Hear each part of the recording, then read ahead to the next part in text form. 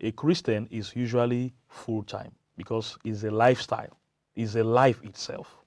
A life that you have chosen to live. 24 hours a day, you are a Christian. So a person called into ministry is in full-time ministry.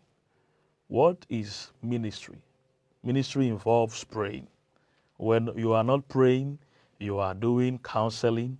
When you are not doing counseling, you are studying so that you can develop yourself and develop the people around you. So all that is part of the ministry, and that is full-time. So a full-time minister doesn't mean that you can be in your office and be praying. That's ministry, building yourself so that you can build other people up. You can be in the office and receive phone calls asking you for prayers. You are doing the work. Do ministry very well is a full-time minister. So the fact that I have other abilities that I am utilizing doesn't mean that I am not a full-time minister, because the reason why a minister that works have found a better reason to do that work. He is doing that work so that he can be enabled to do ministry in a better way.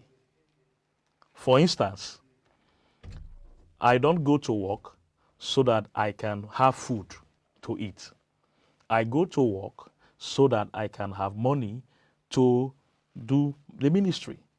What that means is, as I am doing that work and I'm getting paid for that work, my time spent in that work is also being spent in the ministry.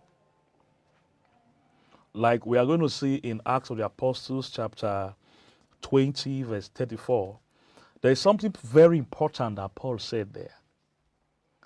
He was talking to some brethren when he was about to go to Jerusalem. He said, "These my two hands have provided for me. All the time that I have been with you, I have not been a burden to any one of you. I have not coveted what belonged to any one of you."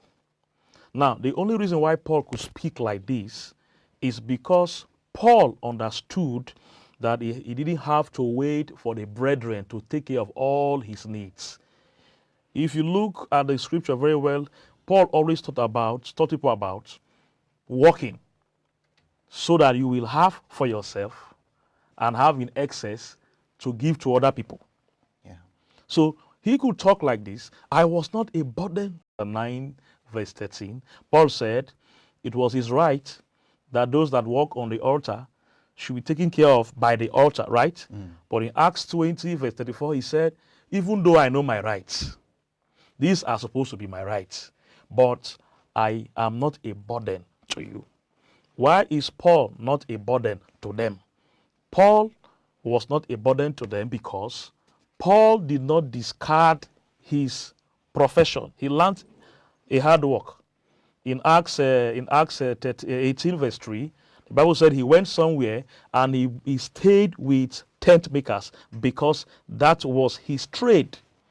So he did not abandon tent making. In fact, he got another understanding of tent making. This time around, tent making became a source of income, number one, so that he will not be a burden to the people that he was preaching to.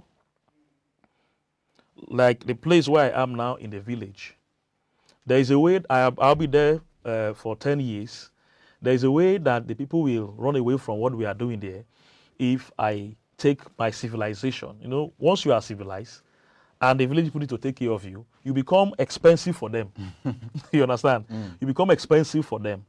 Now, the reason why I can stay there for 10 years like this is because I am not a financial burden to them.